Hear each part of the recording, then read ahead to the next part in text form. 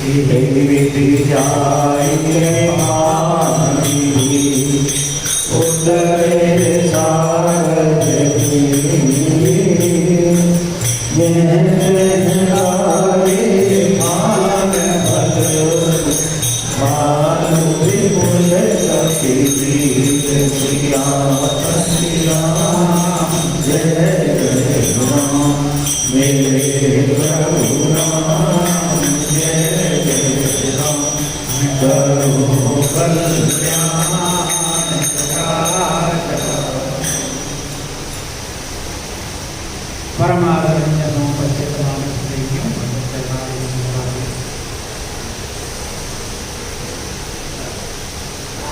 सुंदरकांड के अंतर्गत आप सुन रहे हैं, यही विधि जाई कृपा निधि उतरे सागर।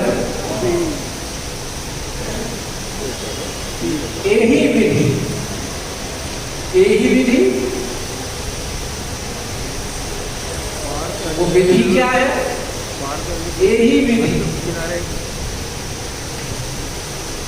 कहा है ना कि राम कृपा बल पाई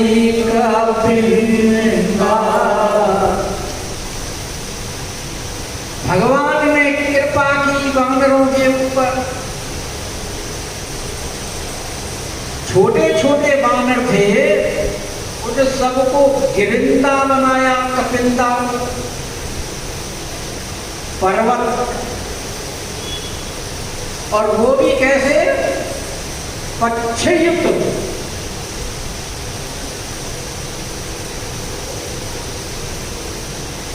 और जब भगवान ने उनके साथ में प्रस्थान किया तो बड़े सुंदर सुंदर सब।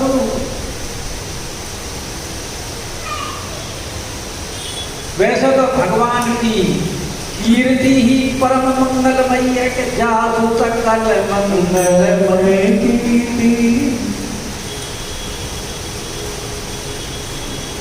कीर्ति का मतलब कीर्ति है ना। रोज आप आरती में क्या गाते हो? कीर्ति कलित ललित सियपी। कैसी कीर्ति है? कलित ललित, बड़ी मंगलमयी कीर्ति है। उस कीर्ति का गायन सभी लोग करते हैं। गावत ब्रह्मादिक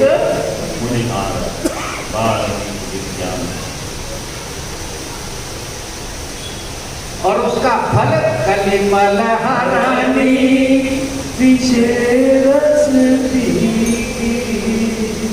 अरे शोभा के सिंगार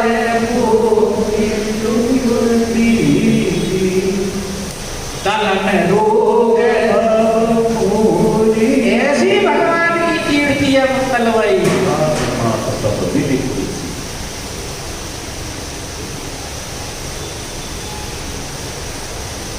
और भगवान ने जब प्रस्थान किया तो जानकी जी को पता लग गया। शकुनों ने जाकर के बता दिया जानकी जी को, क्योंकि जानकी जी के बाएं अंग फड़कने लगे। फड़क बाएं अंग जनु कोई देगी। और जानकी जी को सगुन हो रहे, रावण को असगुन भया हो रावण नहीं सो।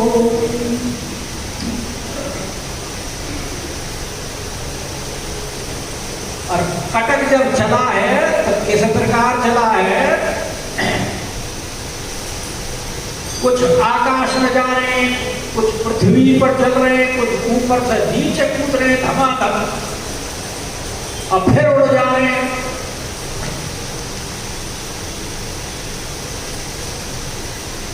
तो उसका और साथ में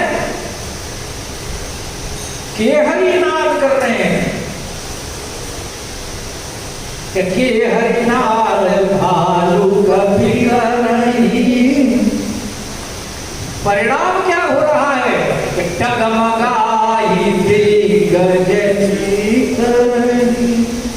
पृथ्वी डगमगा रही है। क्यों डगमगा रही है पृथ्वी?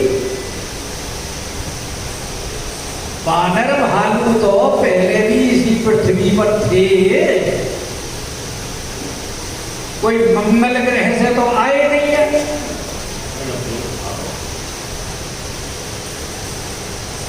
तब तो डगमगा ही नहीं, और अब डगमगाई दिग्गज जो दिक्पाल पृथ्वी को धारण करे हुए हैं वो चिंगाड़ रहे हैं। तो पहले तो बेचारे छोटे छोटे बानर थे, अब भगवान ने उनके ऊपर कृपा कर दी और सब बना दिए भूधराकार शरीरा, पर्वत के समान विशाल और भारी। और पृथ्वी पर पहले चारों तरफ फैले हुए थे,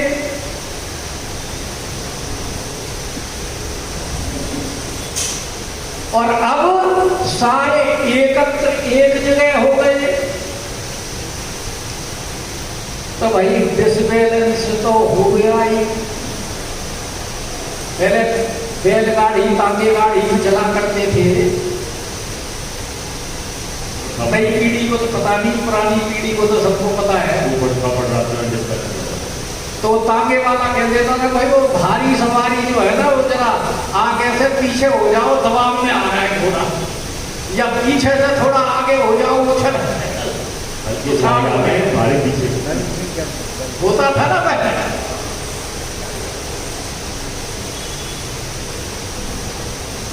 तो वही बात यहाँ हो रही है, इकट्ठे हो गए और वहां भी चुपचाप नहीं है, क्योंकि कभी चंचल है,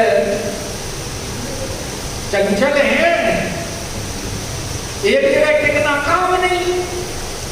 शाखा से शाखा पर जाए तो कभी आकाश में उड़ते हैं, कभी धम्मदी से नीचे आ जाते हैं, और पृथ्वी जब डगमगा रही है, और जब पृथ्वी डगमगा रही है तो पृथ्वी के ऊपर पर्वत खड़े हुए हैं, वो हिल रहे हैं। समुद्र में जो पानी है वो खलबल खलबल कर रहा है। भूकंप में कैसा क्या होता है, पृथ्वी में नीचे कंपन होता है तो कभी सुनामी आती है, कभी कुछ होता है, ये सारे परिणाम दिखाई देते हैं। तो राम जी ने प्रस्थान किया है तब भी ये परिणाम दिखाई दे रहे हैं।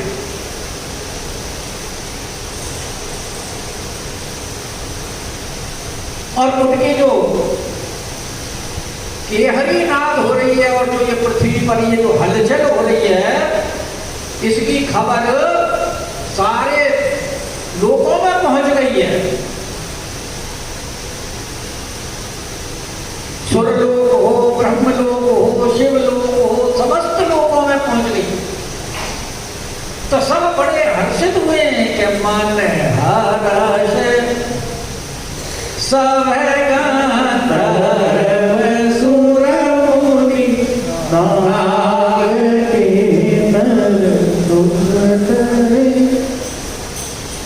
क्योंकि सबके सब बड़े परेशान थे रावण से। बालकांड में वो दोहा 122 या 80 उनके आसपास में सारा वर्णन किया है। प्रताप भानु की कथा के बाद में ब्राह्मणों के शाप से जब वो राक्षस बने हैं और राक्षस बनने के बाद में जो उत्पात उन्होंने किया है, वहां बड़ा विस्तार से वर्णन किया गया है इस कथा का।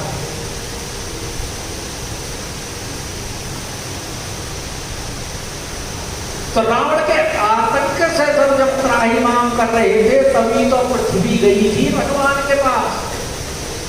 सबको लेकर के ब्रह्मा वगैरह सब गए। और तब भगवान ने आश्वासन दिया था कि मैं अवतार लूंगा।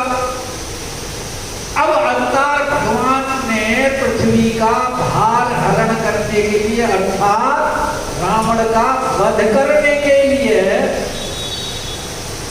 क्योंकि मुझे भी वरदान प्राप्त है, किसी से मर नहीं सकता सिवाय मनुष्य और वानरों के। इसलिए भगवान ने देवता ब्रह्मा जी ने देवताओं का कहा तुम सब वानर भालू के रूप में जन्म लो और मैं मनुष्य रूप में लूंगा, अनशन सहित ले लूंगा अवतार।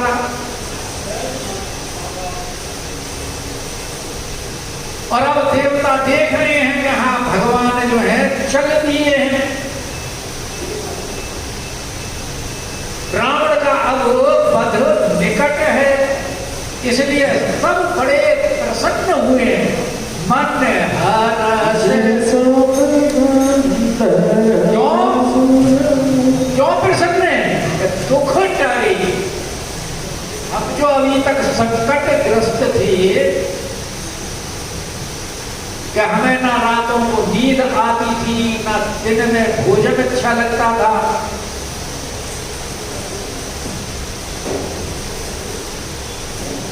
और इधर वानर भालू जो है वो करोड़ों करोड़ों इधर से उधर दौड़ बना रहे हैं राम जी के प्रबल प्रताप का वर्णन करते हुए।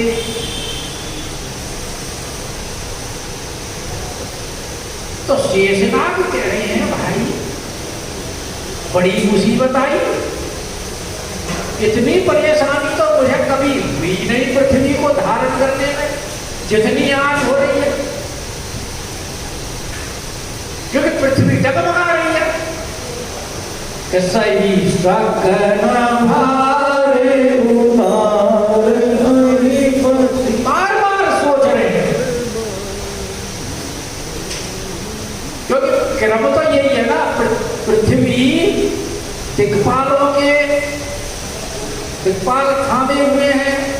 दिक्पालों को शेषनाग जी को कवट कच्छप भगवान, ऐसे ही क्रम है, ऐसे ही वर्णन किया है गोस्वामी जी ने।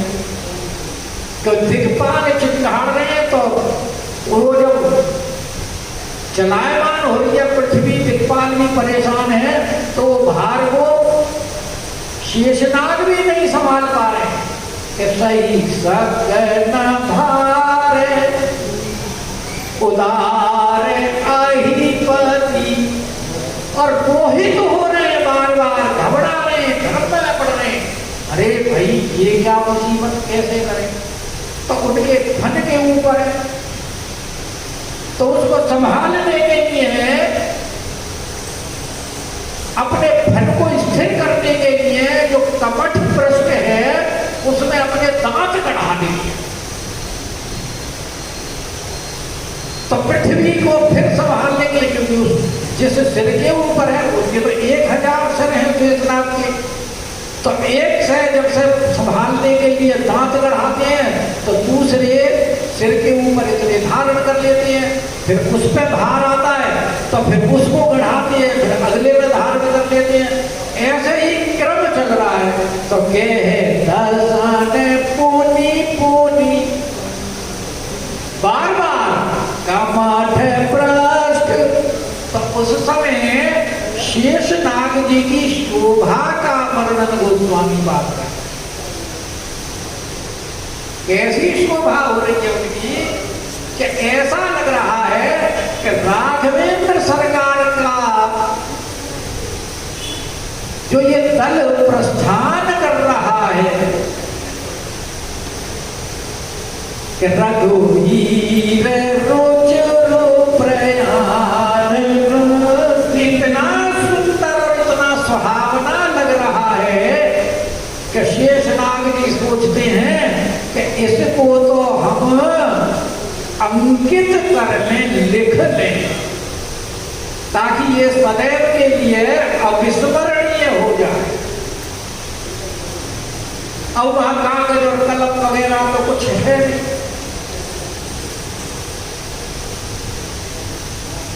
तो जो पुरातन शिलालेख देखे होंगे आपने कि वो टांची के द्वारा उनको अंकित करके लिखा जाता था। यही काम यहाँ शेषनाग जी कर रहे हैं कि जो कच्छप भगवान की जो पीठ है, कमठ पृष्ठ है, उसके ऊपर वो टांची का काम अपने दांतों से ले रहे हैं और भगवान के जो प्रस्थान की जो शोभा है दल की, उसको लिख रहे हैं। और एक दांत से लिखते हैं, दूसरा उठाते हैं, फिर दूसरे लिखते हैं, यानी वो क्रम लिखने का चल रहा है कि जानू का मठ प्रस्तुत घर पर सर पर राज सूली लिखत आई चल पावे। और इस प्रकार ये सब भगवान की दल जो सेना है वो वहां से कहां से चली है? किंधा से। यही विधि जाई इस प्रकार से चली। किसकी सेनाएं? कृपा निधि, देवताओं के ऊपर कृपा करने के लिए, रावण के ऊपर भी कृपा करने के लिए। उतरे सागर पार नहीं तीर, अभी सब पार तो होंगे जाकर के लंका कांड। कोई बात नहीं, पार तो नहीं है। सेतु बंधेगा जब तभी पार होंगे महाराज। नल था चिंता मत करो। सुंदरकांड में तो पार है इसी पार में है। और यहाँ उन्होंने विश्राम उतरे सागर तीर किनारे लगातार चले आ रहे हैं, कहीं रास्ते में कोई विश्राम नहीं है, कोई खान पान नहीं है। हनुमान जी ने राम जी को अपने कंधे पर बिठा रखा है, लखनलाल जी को मुगद ने अपने कंधे पर बिठा रखा है, और दनादन बिना किसी रुकावट के सीधे इसके तरह से चल करके, क्योंकि तीव्रता है ना। अब विलंब के ही कारण की विलंब तो करना ही नहीं है, उतर गए। तो यहाँ उतरे भी किस लिए हैं? भाई थक गए होंगे बानर भालू बेचारे, बिना किसी रेस्ट किए चले आ रहे हैं, यहाँ थोड़ा विश्राम कर लें। तो बानर भालुओं के ऊपर कृपा करी है ताकि यहाँ थोड़ा बहुत कंद मूल फल खा लें। फिर सागर के ऊपर भी कृपा करनी है, क्योंकि आखिर है तो इनके ही कुल में सागर भी। विभीषण के ऊपर भी कृपा करनी है, वो भी तो इसी तरफ मिल भी आएंगे। और भगवान सोच रहे हैं कि रावण को पता लगेगा हमारे, तो हो सकता है वो भी अपनी गलती सुधारने के लिए इधर आ जाए।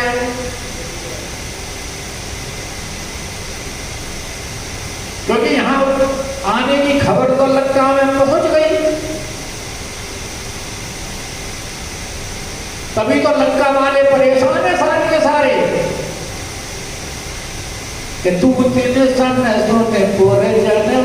वो वहां से वर्णन जब कर रहे हैं कि जासु दूत बल वरण निजाई तेरी आए पुर कवन भलाई, तो खबर वहां पहुंची है। तो यह रावण के ऊपर भी कृपा, इसीलिए भगवान को कहा है कि यही विधि जाई कृपा उतरे सागर तीर। और बंदर भालुओं को कह दिया भैया अपने अपने भोजन पानी का इंतजाम कर लो। तो चहते हैं लागे खान फल। यहाँ भी तो रामायण मंडली ने इंतजाम कर रखा है, कथा के बाद मिलेगा।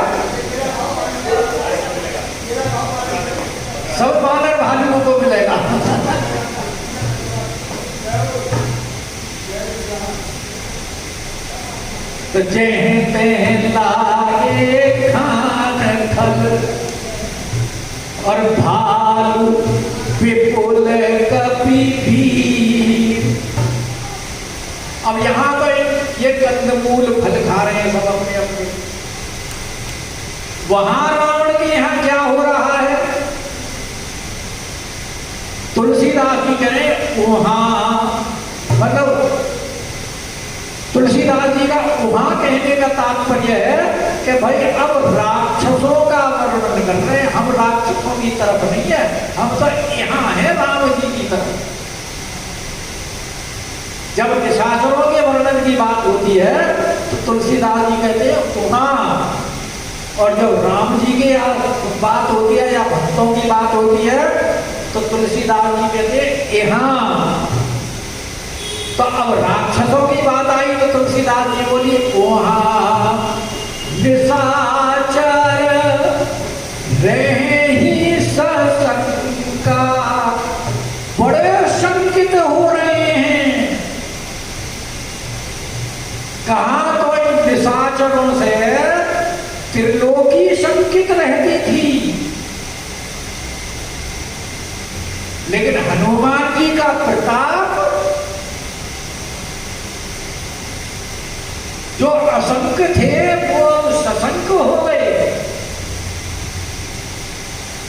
इसलिए गोस्वामी बात करें कि वहां निशाचर रहे ही सशंका, जबत जारी गयऊ कपि लंका। लंका जब से जलाई है हनुमान जी ने, तब से लंका के अंदर भय व्याप्त हो गया।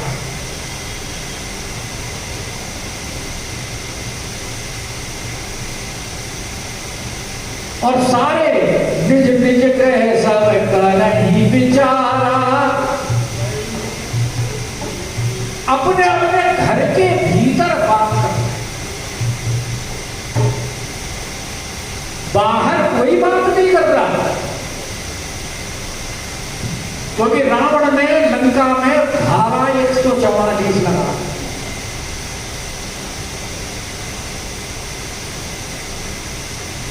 और डर के मारे बात नहीं करने के अंदर बंद कर देगा और मरवा देगा।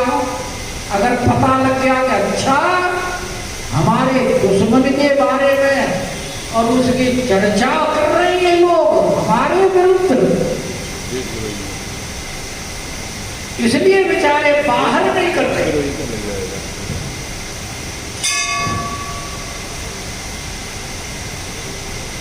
इसलिए निज निज ग्रह सब करही विचार, घर के अंदर बात कर रहे हैं। क्या कह रहे हैं? नहीं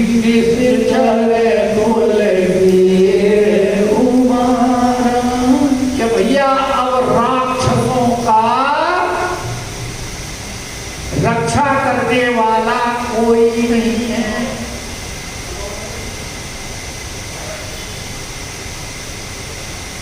राक्षसों यूं नहीं गए कि रावण ने हमारे ऊपर संकट उपस्थित कर दिया है, क्योंकि हिम्मत नहीं है कहने। भाई वहां डेमोक्रेसी थोड़ी है, फ्रीडम ऑफ स्पीच तो डेमोक्रेसी में होती है, रावण के यहाँ तो कोई डेमोक्रेसी नहीं है। डेमोक्रेसी में भी नहीं होती, डेमोक्रेसी में भी नहीं होती है? डेमोक्रेसी में भी नहीं। डेमोक्रेसी में तो एक दूसरे को खूब गाली गलौज सब चलती है। अब तो रोज सुनते हैं टीवी में, सब एक दूसरे को देते हैं। तो यहाँ इसलिए रावण के बारे में तो नहीं कह सकते, बस यही कहते हैं कि नहीं अब राक्षसों की रक्षा करने का कोई उपाय नजर नहीं आता।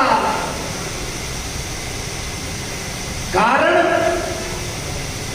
कि भाई अभी हनुमान जी तो लंका जला करके गए हैं यहां से, दासदूत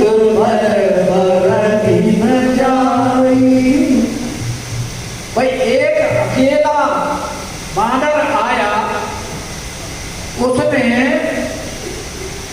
लंका जलाई, अक्षय कुमार को मार दिया, अशोक वाटिका को उजाड़ दिया, कितने निशाचर मार दिए, इतना सब कुछ करके और चला गया और कोई उसका कुछ कर नहीं पाया। और हनुमान जी का इतना आतंक हो गया तब से लंका में कि हनुमान जी के बारे में लंका में विचार करने लगे सब कि कहीं ये बानर फिर दोबारा ना आ जाए।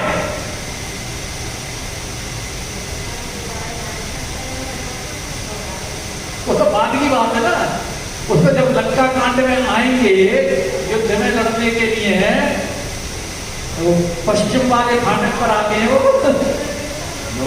इस पर मेघनाथ जाता है, पैर भी तो जमाता वो आएगा, वो दोहा लंका कांड 44-45 के आसपास। हनुमान जी को तो हरकारा बता दिया था उन्होंने। तो यहाँ इनको ये परेशानी हो रही है कि तासु तूत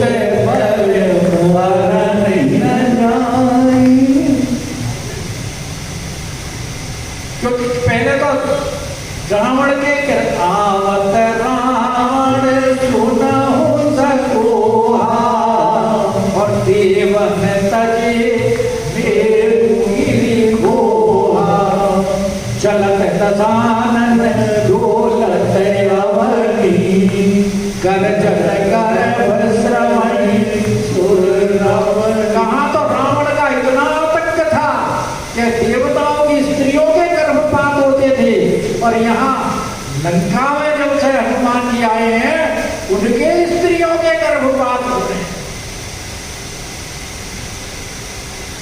तो इसलिए कहते ही आए पूरे, और जब चेले के ये हाल है तो स्वामी जब आएगा तब क्या होगा। और लंका में जब राम जी ने वहां समुद्र के पार अपना डेरा डाल दिया है तो सारे लंका में समाचार भी फैल गया है, लेकिन अंदर अंदर बात कर रहे हैं, बाहर किसी को नहीं पता, क्योंकि आदमियों में बात नहीं होती, औरतों में बात होती है। ये जो औरतों का जो मीडिया है वो सबसे ज्यादा सशक्त है। अगर कोई बात फैलानी है तो उस मीडिया में डाल दी जाए। भाई आदमी तो रावण के डर से नहीं बोल पा रहे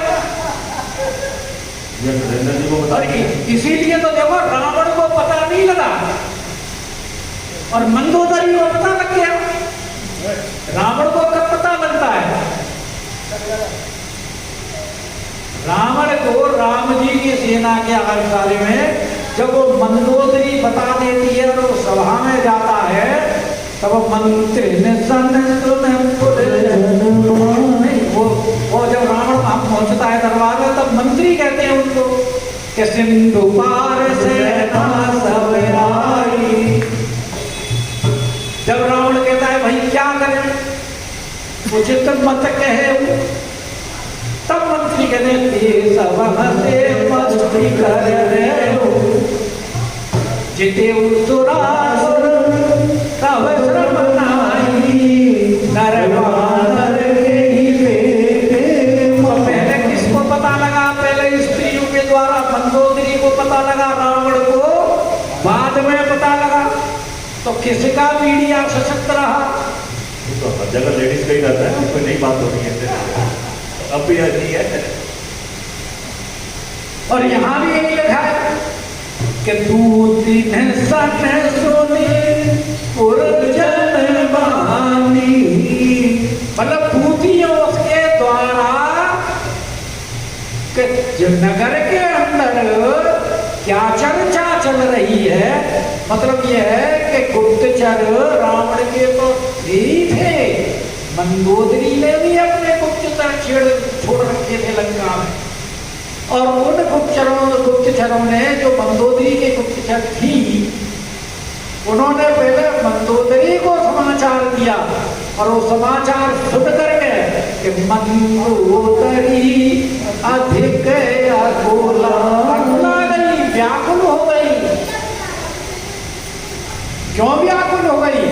क्योंकि प्रजा बहुत त्रसित है, संकट में है, और धर्म के ऊपर चलने वाली है मंदोदरी में। जो धर्मात्मा होते हैं वो धर्मात्मा राजा अपने प्रजा को संकट में देखना नहीं चाहते, विचार करते हैं कि किस प्रकार से इनके संकट का निवारण किया जाए। इसलिए व्याकुल हो गई, बोली क्या उपाय करना चाहिए? तो बोले रावण से वार्तालाप करें।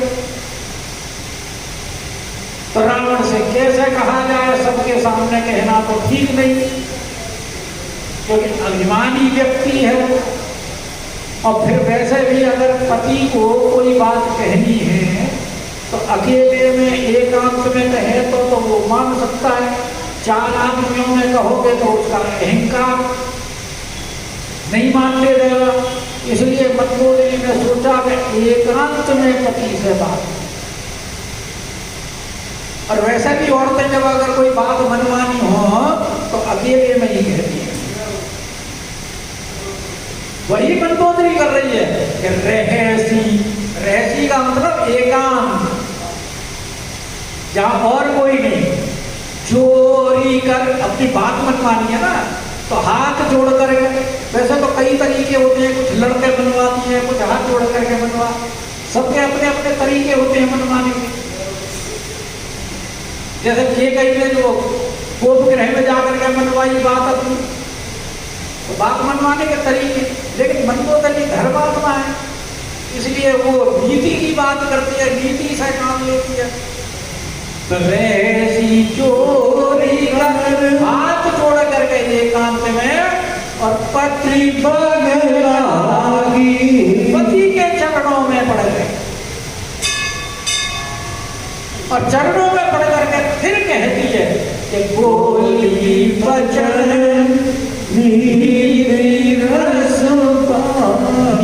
युक्त वचन कहती है। क्योंकि राज जो है बिना नीति के स्थिर नहीं रहता। राजनीति बिनु धन बिनु धर्म, हरि समर्थे बिनु सत्कर्म।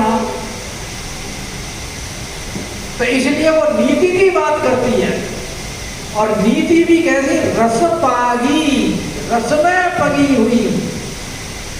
बड़े विनम्र शब्दों में कह रही है कि कंत करश हरिशन रावण को कहती है कंत। कंत का मतलब कि आप हमारे कल्याण करने वाले हैं। का मतलब कल्याण, और ता का मतलब तनोती, करने वाले, रक्षक। आप हमारे कल्याण के रक्षक हैं। तो हमारी आपसे ये प्रार्थना है कि करश हरि क्रोध छोड़ दीजिए। किससे? विरोध करना छोड़ दीजिए। किसका? हरि सन परिहर, कि भगवान का विरोध करना छोड़ दीजिए, वरना वो आपका सब कुछ, क्योंकि हरि है तो हरण कर लेंगे। अगर इसकी रक्षा करना चाहते हो तो हरि से विरोध करना, यानी भगवान, क्योंकि मंदोदरी जान गई है कि ये प्रभु है, इसलिए इनसे विरोध करना छोड़ दीजिए। और वो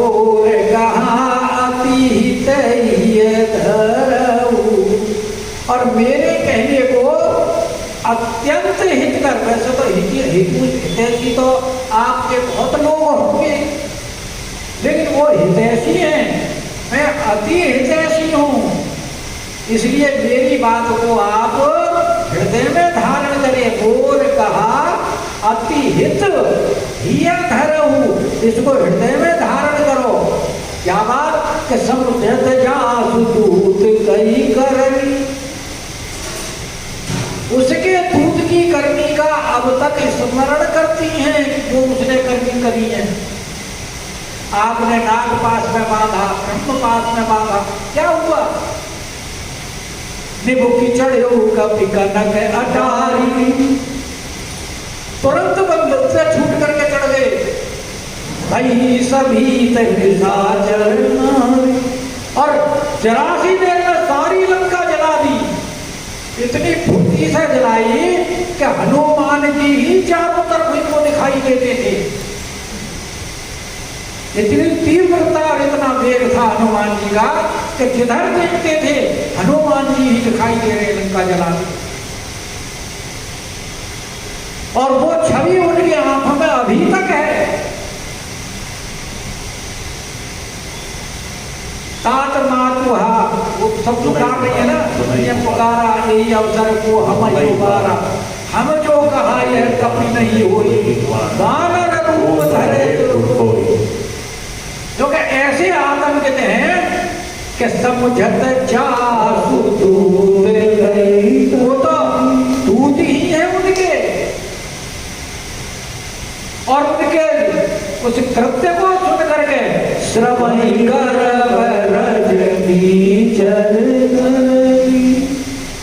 जब तो उनकी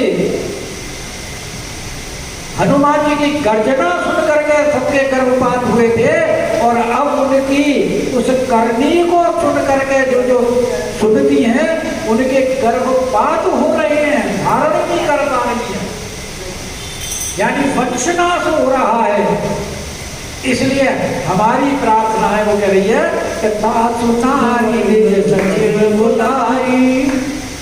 रावण को ये नहीं कहती कि तुम जाकर के सीता को दे, क्योंकि पता है कि रावण मानेगा नहीं, न जाएगा। माध्यमुत ने एक बार समझाया था, तो रावण को कह दिया था माल्यवंत ने, वाल्मीकि ने, कि भाई मैं क्या करूं, मेरा स्वभाव है, मेरे चाहे 2 टुकड़े हो जाओ, लेकिन मैं झुकता नहीं किसी को। तो पुष्पा वाली बात है ना, कैसे हो तो आजकल बड़ी चर्चा है ना पुष्पा की, झुकेगा नहीं। तो रावण की भी वही बात है, झुकेगा नहीं। नारी निज सचिव, इसलिए कह रही है कि आप खुद मत जाओ, आप अपने मंत्री को बुला करके और पठवाऊ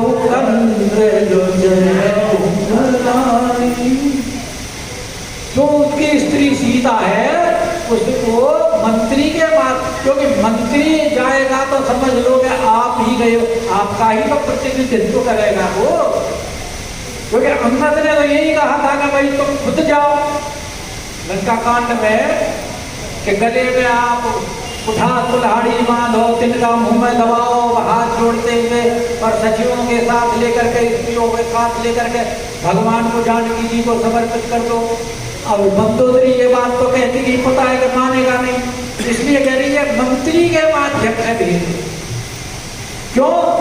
कि अपने कुल की भलाई चाहते हो तो, कारण कि जो जानकी भी जो आई है कि तब कुल कमल विपिन दुखदाई, आपका जो ये कुल रूपी जो कमल है उसको ये दुख देने वाली किस प्रकार है कि सीता सीत वैसे तो सीता का मतलब है शीतल, और जो हिम ऋतु की जो रात्रि होती है जिसमें पाला पड़ता है, उसमें कमलों को का नाश हो जाता है। और आपका जो ये कुल है, कुल में जो ये जितने भी आपके ये परिवार है, ये जो कमल है, इनके लिए जानकी जी उस शीत दिशा के समान है, नष्ट करने वाला। इसलिए कह रहे कि सुनहु नाथ जब तक आप जानकी जी को नहीं दोगे तब तक हित न तुम्हारे तुम्हारा उद्धार भगवान शंकर और ब्रह्मा भी नहीं कर सकते। और इन दोनों के बारे में क्यों कहा? क्योंकि शंकर भगवान है रावण के गुरु, और ब्रह्मा जी के रावण हैं पड़पोते, क्योंकि ब्रह्मा जी के पुत्र पुलस्त पुलस्त के पुत्र विश्रवा, तो विश्रवा पोता हुआ, और विश्वा के पुत्र रावण, तो रावण कौन हुआ? पड़पोता। तो कहते कि शंकर भगवान चाहे गुरु हो और चाहे तुम्हारे परदादा हो, वो भी तुम्हारी रक्षा नहीं कर सकते। और गुरु का नाम इसलिए लिया क्योंकि भैया अगर भगवान भी उठ जाए तो गुरु रक्षा करते। इसलिए कह रहे हैं कि गुरु का प्रथम नाम लेकर कहते हैं कि शंकर भगवान भी रक्षा नहीं करेंगे। क्यों? राम मान आई रन सरिस निकर साचर थे, जब लगी सजना तब लगी जतन करो तट के सिया राम जय जय राम, मेरे प्रभु राम जय जय राम, करो कल्याण राजा। बोलिए